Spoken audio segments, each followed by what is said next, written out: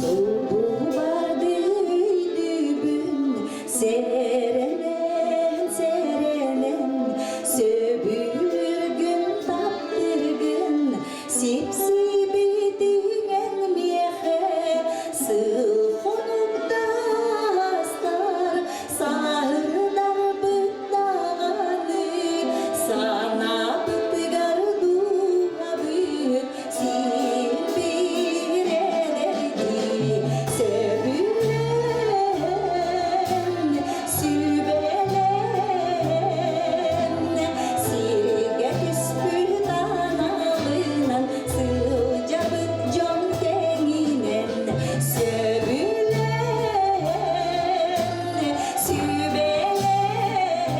sübelen sirge küspür danalınan sergesten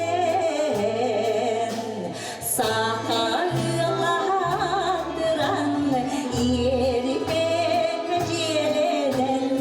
sen oğlu görsen ikken bir gece onun sarısın gülüp tuğgar sırdıdır asanalar sanlı battıge turup da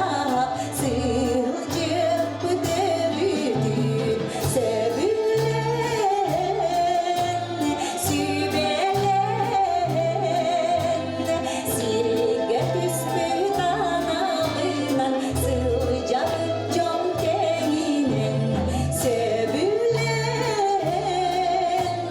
sübelen sirge küspü danalınan sergesten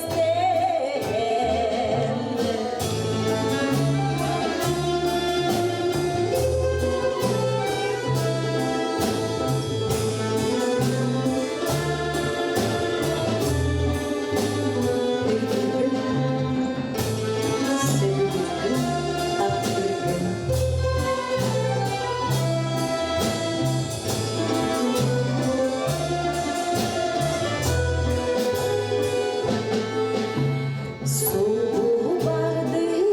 düğün serenen serenen söbülür gün tattırgın sipsibi dingen miyehe sığhonukta astar sahırdar bıttağını sana bıttıgar duhabı sinbir ederdi